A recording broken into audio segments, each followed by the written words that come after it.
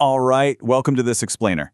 Today, we're unpacking a really complex situation out of Rutherford County, Tennessee, the Joseph Gonzalez case.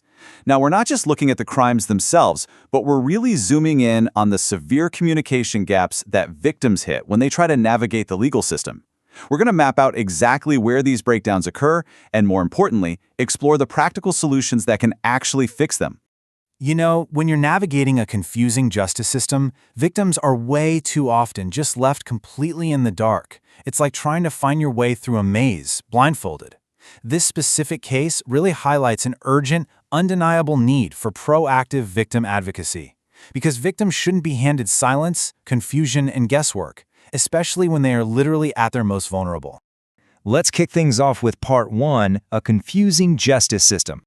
21. That's a staggering number, right? The defendant in this case, Joseph Gonzalez, is actually facing 21 separate criminal charges. Putting this number right up front immediately establishes the extremely high stakes for the community, and it sets the stage for why clear communication in this specific case is absolutely crucial.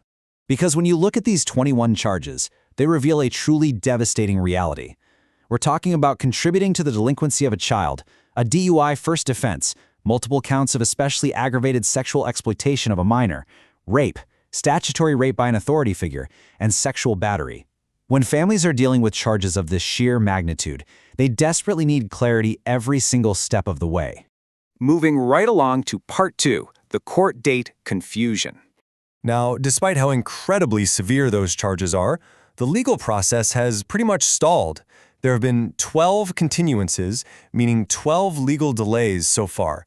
Just try to imagine being a victim's family, trying to follow the process and facing this agonizing waiting game 12 separate times. So here's where the massive disconnect happens. Picture this. You check online and you see a court date, say June 5th, listed on the public docket. Naturally, you and your family show up to court. But, and here's the kicker, officials say it might not even be a real hearing. Inside the system's machinery, it's just considered an administrative placeholder. It might not literally even be on the attorney's calendars, but because nobody communicates this, you have families showing up for a totally fake court date. The source material hits the nail right on the head with this quote. Victims should never be left to interpret a system they didn't design. For these families, every single date matters. Every possibility of progress matters. It is absolutely devastating to arrive at a courthouse simply because no one bothered to tell you that the date online wasn't real. Which brings us to Part 3, the true advocacy gap. So, how is Rutherford County actually handling this right now? Well, they use a referral model. That basically means adult victims get referred over to the Domestic Violence Center and minors go to the Department of Children's Services or the Child Advocacy Center. And while they do great work, they are referral agencies, meaning the victims themselves have to actively search for help and figure out who to call. But there's a much better way, an embedded model.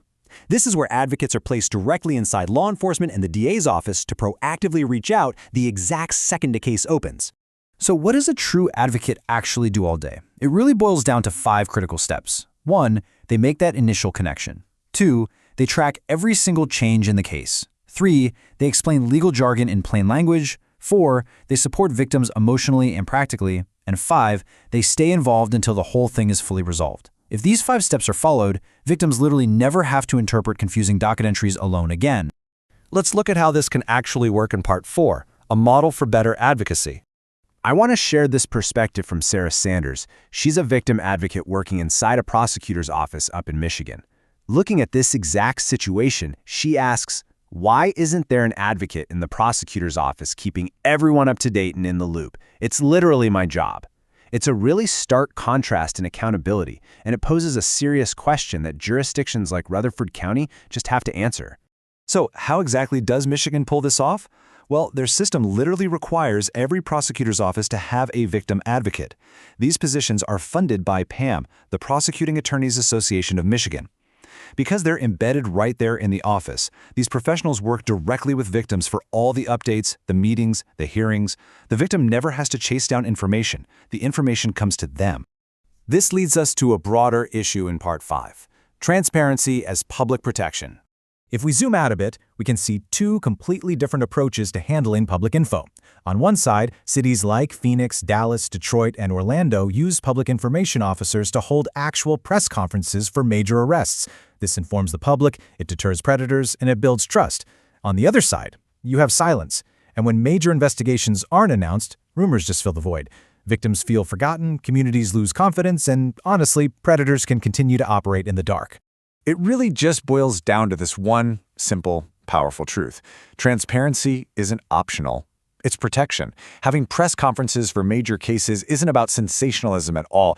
It's fundamentally about critical communication, accountability, and making sure the public is actually safe. All right, let's wrap things up with Part 6, Closing Reflections. At the end of the day, this whole case serves as a really stark reflection of how a system fails to communicate. And it leaves us with a clear mandate. Victims deserve advocates who contact them first. They deserve clear guidance through the legal process. They deserve support without having to literally beg for it. And they absolutely deserve a fundamental understanding of what is actually happening in their own case. So I'm going to leave you with this final provocative thought from our explainer today. Can systemic reform transform Rutherford County into a model of clarity, or will victims just continue to be left navigating the dark on their own? Will they adopt the embedded advocacy and transparency models required to ensure victims are never, ever left guessing again? Thank you so much for joining me for this explainer. Keep questioning, keep learning, and I'll catch you next time.